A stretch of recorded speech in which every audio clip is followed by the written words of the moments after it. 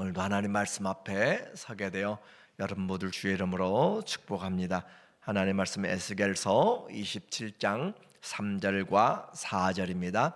너는 두로를 향하여 이르기를 바다 어귀에 거주하면서 여러 섬 백성과 거래하는 자여, 주 여호와께서 이같이 말씀하시되 두로야, 내가 말하기를 나는 온전히 아름답다 하였도다. 내 땅이 바다 가운데에 있으며 너를 지은 자가 내 아름다움을 온전하게 하였도다. 아멘. 오늘은 두로의 영광과 심판이라고 하는 주제를 가지고 말씀을 같이 나누도록 하겠습니다. 우리는 두로에 대한 심판, 열국의 심판 중에서 특별히 두로와 이집트에 관하여서 3장, 4장을 할애해서 하고 있다는 것을 말씀을 드렸어요.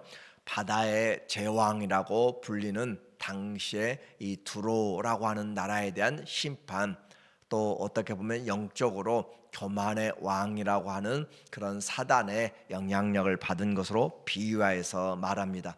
물질적 풍요가 가져온 그런 교만함, 또 그들의 지혜, 그들이 가지고 있는 모든 관계들을 하나님은 다 무너뜨리게 되는 것이에요. 오늘 27장에서는 두로의 화려함과 그들이 국제무역을 얼마나 활발하게 했는지를 우리에게 말해주고 있어요. 그래서 그들의 돈, 지식, 막강한 무역의 그 대상들, 그리고 돈으로 여러 나라들의 용병들, 사공들, 선장까지도 다 구입하면서 그들이 사치품들을 열방으로 보냈던 이 두로라고 하는 나라를 보게 될 것입니다. 그리고 그들이 믿었던, 그렇게 의지하였던 바다 가운데서 그들이 망하게 될 것을 말하고 있어요. 그래서 이 두로에 대한 애가 슬픈 노래라고 불려지는 전체적인 주제가 바로 27장의 내용입니다. 그래서 우리에게는 이와 같이 믿었던 바다 가운데 그들이 멸망하게 되는 것들을 예언함으로써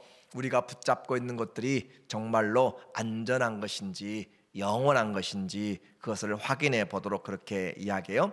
정함이 없는 재물에 소망을 두지 말고 오직 우리를 구원하시고 영원한 처소로 인도하시는 하나님께 너희의 소망을 두라라고 그렇게 이야기하는 거죠. 오늘 두로의 심판을 보니까 3절에 너는 두로를 향하여 이르기를 바다 어귀에 거주하면서, 이 두로라고 하는 뜻은 바위라고 하는 그런 뜻을 가지고 있어요. 그런데 지중해에서 애굽에서 이스라엘 가사로 올라가고, 그리고 그 위에 올라가면 갈멜산 그 위를 올라가게 되면은 그 지방 그 해안가 위로 가게 되면 두로와 시돈이라고 하는 페니키아, 또 한국에서는 우리 한글에서는 베니게라고 하는 그런 지역입니다. 그래서 해상 무역을 하게 되는 두로와 시도는 쌍으로 그렇게 연결되는 나라, 도시 국가인데, 그 두로에는 특징이 있어요. 그래서 해안에 도시를 반을 지었고, 해안에서부터 한 800m 떨어진 바닷가 바위 섬이 있습니다. 그곳에 또 도시의 반을 지었어요. 그러니까 바다에서 들어오는 관문이 되는 것이죠. 그곳에서 해상 무역을 하게 되는, 그래서 이 두로는 천연적인 요새였고, 모든 나라의 그 배들이 그곳으로 들어오게 되는 당대의 가장 뛰어난 해상 무역의 중심지였습니다. 그래서 지중해가 그들의 앞마당이 되었고, 모든 무역상들이 두로를 통하지 않고는 사치품과 모든 것들을 팔지 못할 정도로 그런 관문이라고 했어요. 그 당시에 최고의 기술, 조선 기술, 조선술을 가지고 있었습니다. 5절에 보면 스닐의 잣나무로 내 판자를 만들었으며 너를 위하여 레바논의 백향목을 가져다 돛대를 만들었도다. 이 스닐은 헤르몬의 산의 다른 이야기, 그 다른 말인데, 그와 같이 가장 뛰어난 그런 제품들을 가지고, 재료들을 가지고 만들었다. 오늘 여기서 말하는 두로의 그 배의 아름다움을 이야기할 건데, 그 배 한 척을 어떻게 생각하면 되냐면, 이 배를 비유한 두로라고 하는 나라예요. 그러니까 두로라고 하는 나라를 배 한 척에 비유했다라고 그렇게 생각하면 돼요. 마치 1912년에 여러분도 기억하시는 타이타닉호가 대영 제국, 당시에 떠오르는 그런 해가 지지 않는 대영 제국이 최고의 조선 기술로 지금도 잘 만들기 힘든 그와 같이 어마어마한 269m가 되는 그런 길이와 또 배수량만 52,310만 톤이 되는 그런 배수량, 어마어마한 것을 가지고 그들이 지어서 첫 번째 모든 기술들을 거기에 최고로 접목시켜서 만들어져서 어떤 사람들은 나중에 그 배를 부르기를 unsinkable 그렇게 이야기해요. 침몰되지 않는 불침선이라고 할 정도로 그와 같은 배를 만들었는데, 그 배가 첫 번째 항해에서 빙산에 부딪혀서 그 바다에 가라앉아 버렸고 1,500명이 넘는 사람들이 한꺼번에 죽는 대형 사고로 지금까지 기억되고 있는 것처럼, 이 두로라고 하는 이 나라의 그들의 화려함과 모든 것을 배 한 척에 그렇게 모양을 비유하여서 지금 하고 있다라고 생각해 보면, 이 배를 어떤 모양으로 만들었는가, 다시 말하면 두로를 어떻게 가꾸었는가, 그 말이에요. 어떻게 그들이 살고 있는가. 그래서 스닐의 그 잣나무로 만들어서 헤르몬의 그 잣나무로 판자를 만들고, 레바논 백향목으로 돛대를 만들었고, 시돈과 아르밧 주민들이 사공이 되었고, 가장 뛰어난 사람들이죠, 뱃사람들. 그리고 두로와 내 가운데 있는 지혜자들이 내 선장이 되었도다라고 그렇게 표현했어요.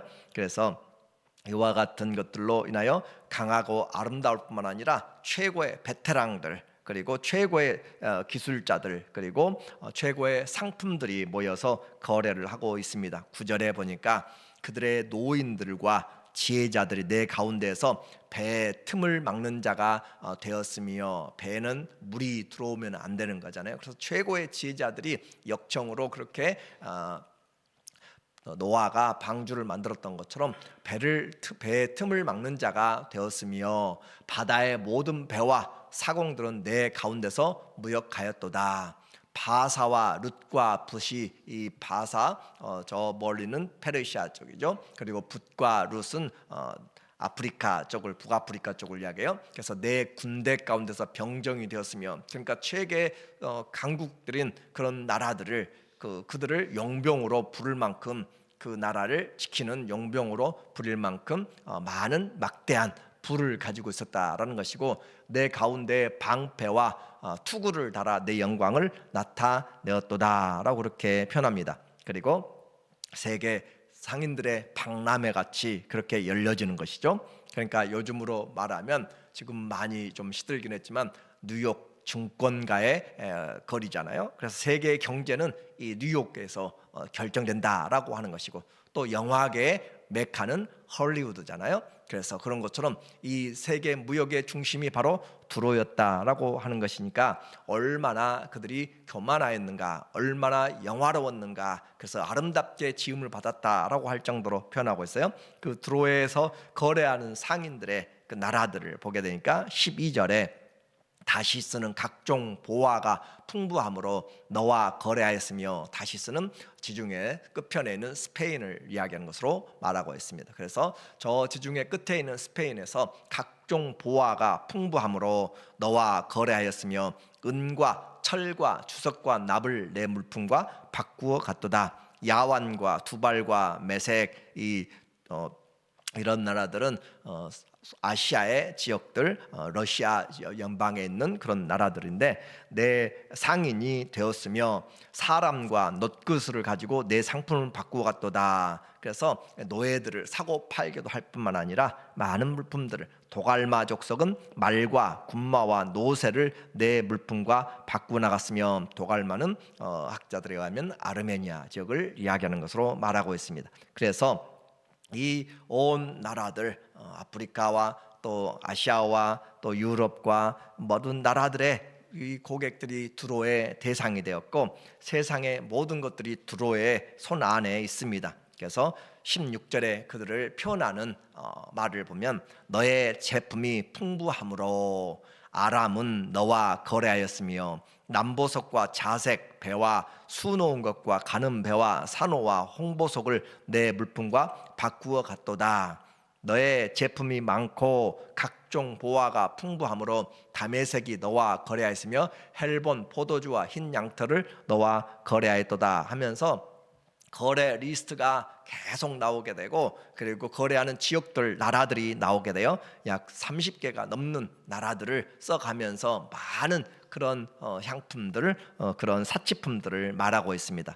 그래서 2600년 전에 이처럼 세상의 부를 다 장악한 그런 두로의 교만함, 그들의 지식, 그들의 명철들을 천하제일이라고 했는데, 배가 쉬지 않고 물동량이 계속적으로 움직이는 그런 나라, 그래서 기세가 꺾일 줄 모르는 그런 부분이었고, 이럴 때 표현하는 말이 있죠.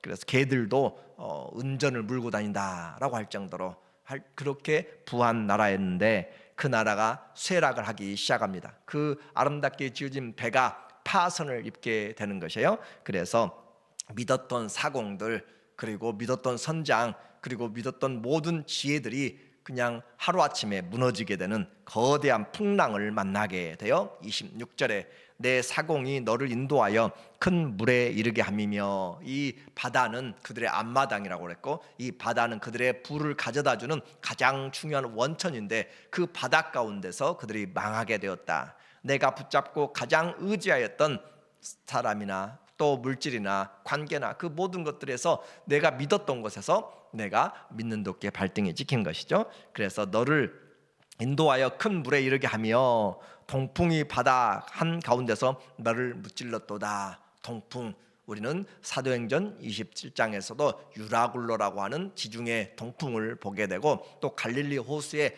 밤과 낮의 기온차로 인해서 광풍, 돌풍이 불는 것들을 기억하게 돼요. 그런데 그와 같은 이 돌풍, 그래서 이 배가 그들이 자랑하였지만 자연의 이런 큰 재앙 앞에, 이것은 이 동풍이라고 이야기한 것도 비유적으로 볼 수가 있어요. 바벨론을 통하여서 하나님께서 그들을 침략하는 것으로 그렇게 볼 수도 있고, 그래서 이 두로에 대한 비유들을 우리는 잘 생각을 해 보아야 돼요. 사람이 아무리 많은 준비를 할지라도 하나님이 원수가 되고 하나님이 적이 되면 그것은 하루아침에 다 무너지게 되는 것이에요. 그래서 내 재물과 상품과 바꾼 물건과 내 사공과 선장과 내 배의 틈을 막는 자와 내 상인과 내 가운데 있는 모든 용사와 내 가운데 있는 모든 무리가 네가 패망하는 날에 다 바다 한가운데 빠질 것이며, 그러니까 한 척의 침몰은 지금 그 나라의 침몰을 지금 이야기하는 비유로 여러분이 이해하시면 돼요. 그리고 거기서 겨우 살아나온 사람들, 다 잃어버리고 겨우 목숨만 건진 사람들은 애통하면서 왜 이렇게 되었을까라고 한탄하면서 지어지는 이 노래가 지금 애가라고 하는 것으로 27장에 나타나고 있다라고 하는 것이죠. 예상치 못한 것입니다. 예상치 못한 일들이 인생에는 많이 있습니다. 큰 폭풍이 우리의 인생에 다가오게 돼요. 그래서 가까스로 살아가는 사람들의 통곡 소리는 이 31절에 그들이 다 너를 위하여 머리털을 밀고 굵은 배로 띠를 띠고 마음이 아프게 슬피 통곡하려다. 애가하는 것이죠. 애곡하는 것이에요. 그들이 통곡할 때 너를 위하여 슬픈 노래를 불러 애도하여 말하기를 두로와 같이 바다 가운데 적막한 자 누구인고. 두로와 같이 이제 정말 그곳에서 모든 그 배와 사람들과 사치품들이 왕래하고 있었는데, 이제는 다 사라져버리고 배 한 척 남아있지 않고 사람 하나, 개미새끼 하나 움직이지 않을 정도로 그렇게 적막한, 말 그대로 바위섬이 되어버린 그런 모습으로 우리에게 표현해주고 있어요. 강력한 허리케인이 휩쓸고 지나가면 남는 것이 없는 것처럼 바다에 이 두로가 감당할 수 없는 하나님의 심판이 이르게 된 것이죠. 세상을 만족해 해주던 그런 사업에 그들이 치명타를 입게 되었어요. 34절에 내가 바다 깊은 데에서 파선한 때 내 무역품과 내 승객이 다 빠졌으며 섬의 주민들이 너로 말미암아 놀라고 왕들이 심히 두려워하며 얼굴에 근심이 가득하도다. 그 나라로 먹고 살았는데 그 나라가 무너지게 됨으로써 허망하게 되어버린 것이죠. 많은 민족의 상인들이 다 너를 비웃으며 내가 공포의 대상이 되고 내가 영원히 다시 잊지 못하리라 하셨느니라. 하나님의 이 말씀을 지금 누가 하고 있는가? 에스겔이라고 하는 선지자가 바벨론에서 지금 말씀을 하고 있다라고 하는 사실이에요. 우리에게는 하나님의 말씀이 먼저 와서 세상을 바라보는 시각들을 가지고 우리는 살아갑니다. 그래서 보이는 것으로 살지 않고 우리는 보이지 않는 영원하신 하나님의 그 말씀들을 더 잘 들어야 되고 또 믿어야 될 필요가 있는 것이에요. 하나님의 말씀이 한번 우리에게 전해지면 그 말씀들은 결코 헛되이 돌아가지 않습니다. 하늘에서 비가 내려서 땅을 적시고 열매를 맺는 것처럼 하나님의 말씀은 반드시 성취하기 때문에 우리는 이 눈에 보이지 않지만 믿음은 바라는 것들의 실상이고 보지 못한 것들의 증거라라고 하는 이 말씀을 통하여서 하나님의 말씀이 우리에게 들려졌을 때 우리는 그 말씀 그대로 되어진다라는 것을 알게 돼요. 그래서 계획이 불능한 상태로 되어버린 이런 두로의 모습을 우리에게 말했습니다. 그래서 두로는 이제 세상의 가장 존귀한 자에서 세상의 애통이 되었고 두려움이 되었고 사라져버린 그런 비난, 비웃음의 그런 대상이 되었습니다. 그래서 내일 일은 우리에게 있지 않습니다. 하나님을 바라보지 않고 내가 붙잡고 있는 것이 썩은 동아줄이라면 우리는 망하는 것이에요. 그래서 내가 반석 위에 서 있는지 아니면 모래 위에 사상 누각처럼 집을 짓고 있는지 솔로몬의 이야기는 우리에게 항상 경계를 해주고 있잖아요. 시편 127편 1절에 여호와께서 집을 세우지 아니하시면 집을 세운 자의 수고가 헛되고 여호와께서 성을 지키지 아니하시면 성을 파수하는 파수꾼들의 그 깨어있는 경성함이 헛되고 헛되다 허사로다라고 그렇게 말하는 거예요.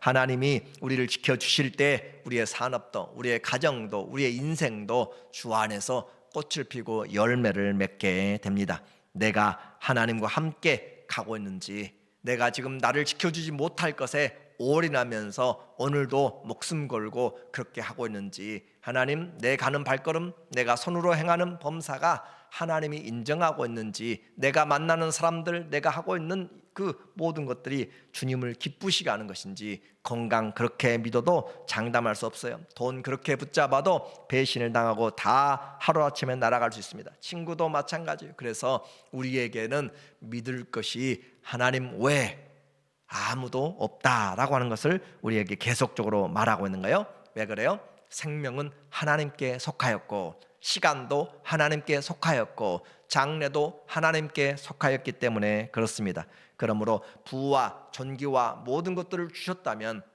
그것을 얻게 하신 주님께 우리는 감사해야 돼. 출처가 하나님입니다. 네가 능력이 있어 얻는 것이 아니라 하나님이 너에게 재물 얻는 힘을 주셨기 때문이다 라고 그렇게 교훈을 하고 있습니다. 하나님을 의지함이 참된 능력입니다.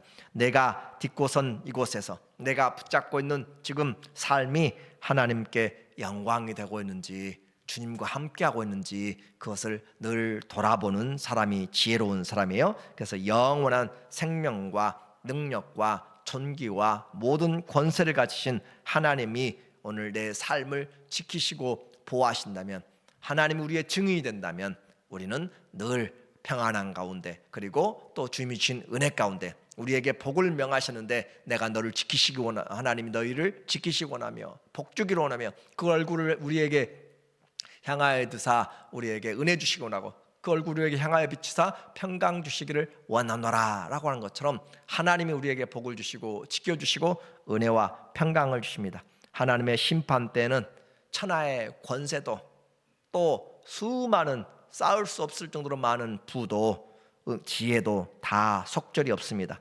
하나님이 지키지 않으면 다 무너진다고 그랬어요. 그래서 우리의 인생에 하나님이 지키시는 인생 하나님이 지키시는 가정 하나님이 함께 하시는 교회로 다시 한번 새롭게 주님 주와 동행하는 우리의 삶이 되시기를 예수님의 이름으로 간절히 축원합니다.